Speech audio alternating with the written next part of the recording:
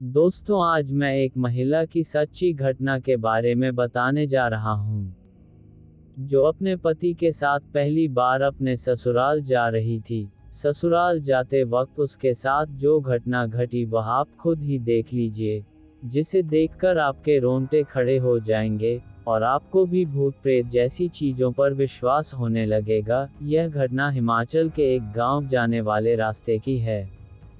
कहते हैं आत्मा, भूत प्रेत, पिशाच, डायन जैसी कोई चीज नहीं होती, यह तो बस इंसानी मस्तिष्क का वहम होता है। लेकिन यह बात भी सच है कि जब तक इन सब चीजों से सामना ना हो तब तक इन पर विश्वास करना वैसे भी बहुत कठिन होता है। मैं किसी को गलत नहीं ठहरा रहा, क्योंकि मैं भी पहले यही सोचता था कि मरने के बाद आत्मा के भटकने जैसी बातें मनगढ़ंत ही होती हैं।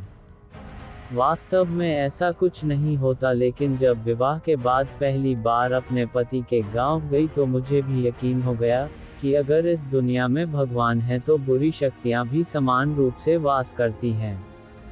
पिछले साल की बात है, मैं अपने पति के साथ अपने ससुराल जो कि हिमाचल के एक गांव में गई।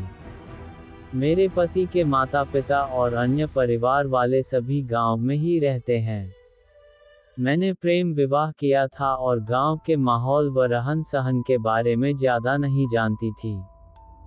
गांव पहुंचते पहुंचते रात हो गई थी। रास्ते में हमने एक महिला को किसी पेड़ के पास कुछ सामान के साथ पूजा करते देखा।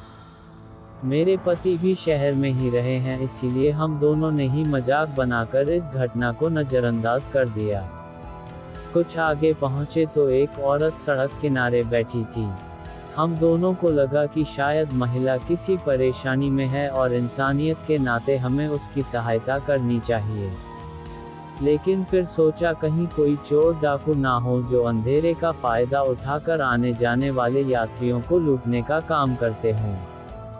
खैर, यह सब सोचने और समझने के बाद भी हमने उस महिला की मदद करने का ही निर्णय लिया।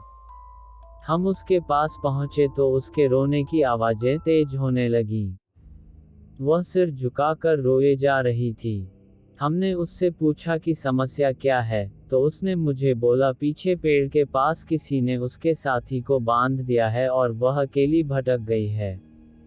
हमने बोला कौन, तो वह कहने लगी कि हम उसके साथ चलें और उसके साथी को छुड़ा दें। हमने बोला पुलिस को फोन कर देते हैं, तो उसका उत्तर सुनकर हम अचंभित हो गए। उसने कहा पुलिस क्या कर सकती है, मरने के बाद हम तो अपनी सुरक्षा की मांग भी नहीं कर सकते। मेरे पति और मैं दोनों ही हंसने लगे कि शायद यह महिला दिमागी रूप से ठीक नहीं है। हम वापस अपनी गाड़ी की तरफ आने लगे तो उसने बोला कि आप आगे मत जाए, आगे रास्ता ठीक नहीं है। हमने उसकी बात नहीं सुनी तो वह कहने लगी जाओ फिर मत कहना बताया नहीं था। हमने सोचा कि आखिर यह ऐसा क्यों कह रही है। हम गाड़ी में बैठे तो आगे रास्ता बेहद अंधेरा और डरावना था। पहाड़ी इलाका था, इसीलिए रात के समय कोई ज्यादा आता जाता भी नहीं था। हम चलते रहे कि अचानक सड़क किनारे कुछ लोग बहुत ही अजीब गतिविधियों में लिप्त दिखाई दिए। हमारी गाड़ी भी अचानक वहीं खराब हो गई और वह सभी हमारी तरफ बढ़ने लगे। अचानक हमने देखा कि जिस औरत को हम पीछे छोड़कर आए थे वह हमारी गाड़ी के पीछे वाली सीट पर बैठी है और हमें गाड़ी दोबारा स्टार्ट करने के लिए कह रही है। पहले तो हम डर गए, लेकिन कुछ भयानक चेहरों वाले लोग जो हमारे पास आ रहे थे उन्हें देखकर ज्यादा डर लग रहा था। हमारी गाड़ी आश्चर्यजनक तरीके से चल पड़ी और हम बहुत दूर निकल आए। पीछे देखा तो वो महिला भी नहीं थी। हम दोनों आज तक यह सोचते हैं कि उस रात आखिर हुआ क्या था।